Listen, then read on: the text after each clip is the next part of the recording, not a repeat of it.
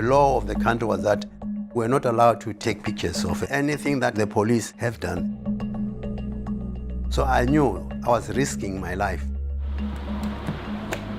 The last picture that I took with this camera is for Hector Peters in June 16, 1976.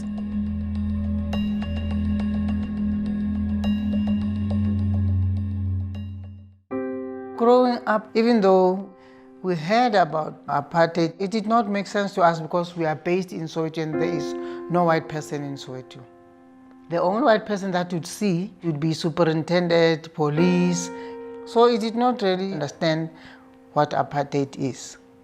About 1976, we were told that subjects are going to be taught in Afrikaans. Okkie is diep in gedagte terwyl hy hankend aanstap skool toe. So we felt like the very same subject that we are struggling with English, we are going to do in Afrikaans. This doesn't make sense.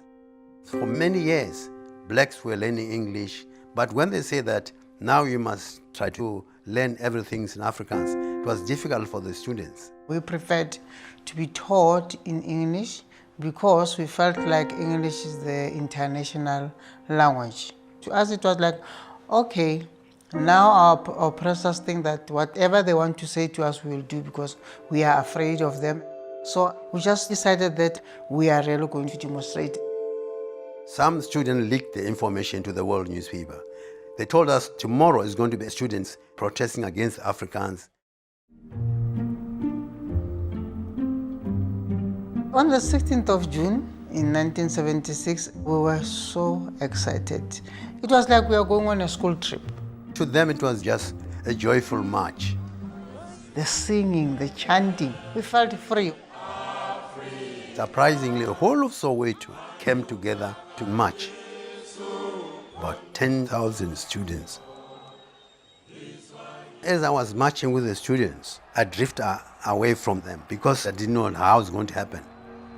But I knew they would be arrested or even shot by the police. Police barricaded some of the street. So our leaders told us that other schools are on the way. The student leader climbed on top of the tree telling them that this is a peaceful march. I was between the police and the students. And I put my armband, which has got written press here, so that the police must identify me as a journalist, not a student. While waiting for these other students, all of a sudden, there was a shot. All the police were just shooting at random. So the students scattered. I think what provoked the police is that they sang the song which was banned in South Africa, Kosisigelela, which today is a national anthem.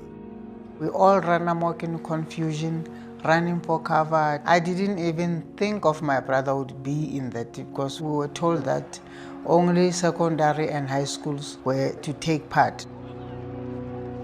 Then I spotted my younger brother on the opposite side of the pavement. He was too young to understand what was really going on. I just said to him, no, you must just stay here next to me. I'll make sure I find a way back home. While I was talking to him, there was another shot, and we went two separate ways. I was very close from where the police were shooting.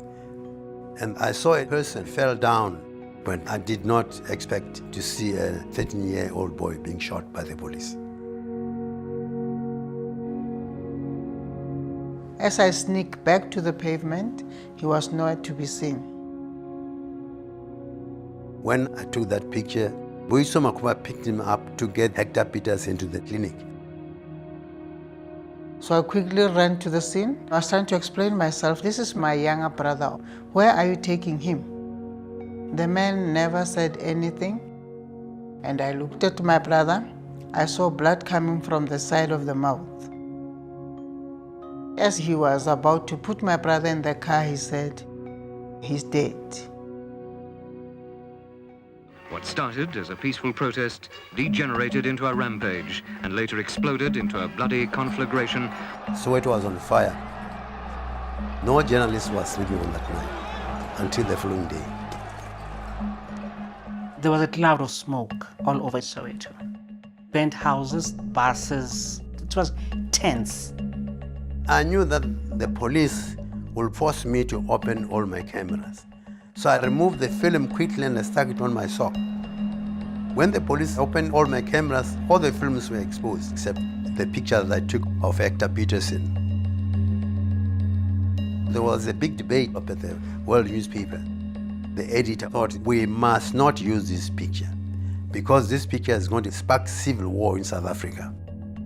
But eventually, the editor of the World newspaper decided that no, come what may, we must use this picture. The police came to the office of the World newspaper. They weren't happy they were exposing what the government was doing. Of course, the picture was banned in South Africa. I did not know that it was going to have such a big impact.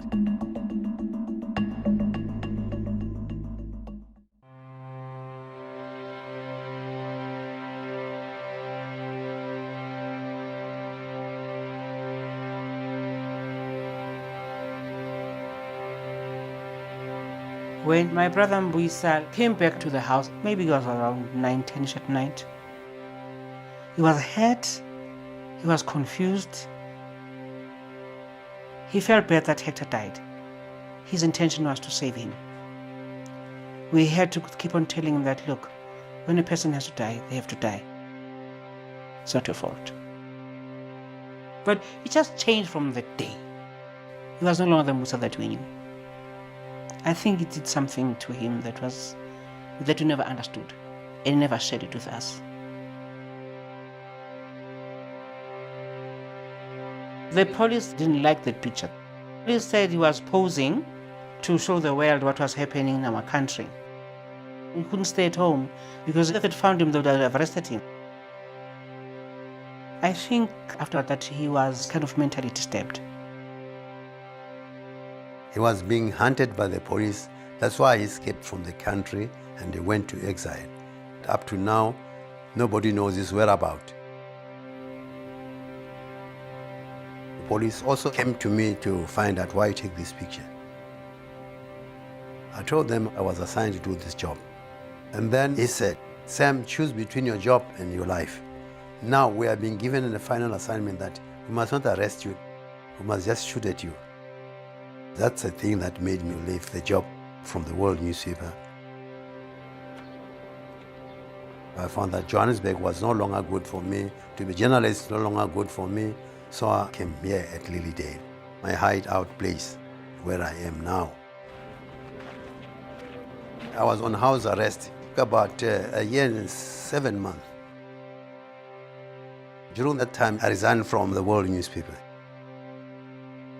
Then after that, they didn't even say that the sentence is over. They just disappeared.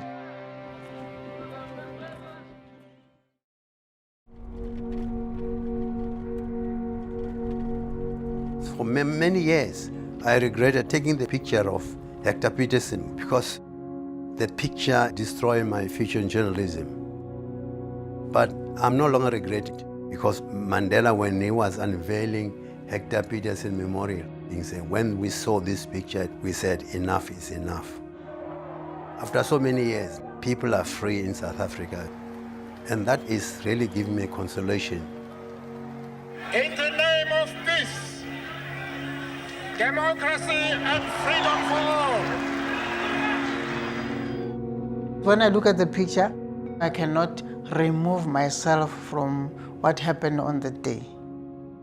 But the photo itself, it did not only change our lives as such, but it was a turning point for all South Africans. It did not matter the color.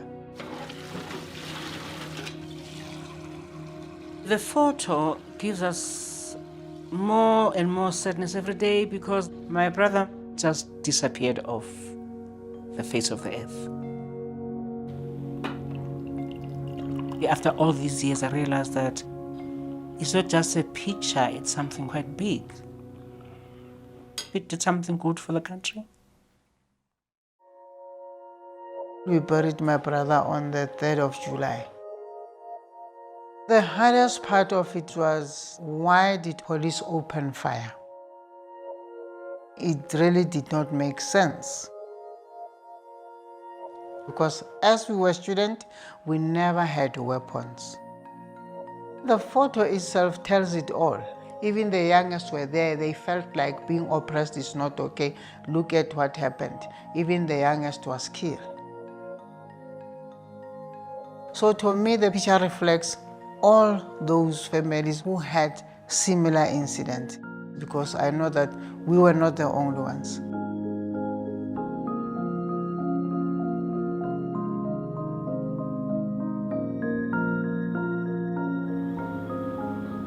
I realized that when you want to get something, you must work hard for it.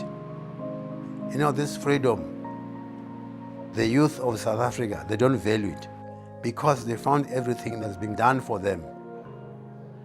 There are quite a lot of people who died because they wanted to show that we are not supporting the apartheid in the country. The Hector Peterson Museum, it's a place of reconciliation. Those who died made us live better today. And as for my brother, I know that he did not die in vain. The picture changed South African apartheid because the world, they felt that this is enough.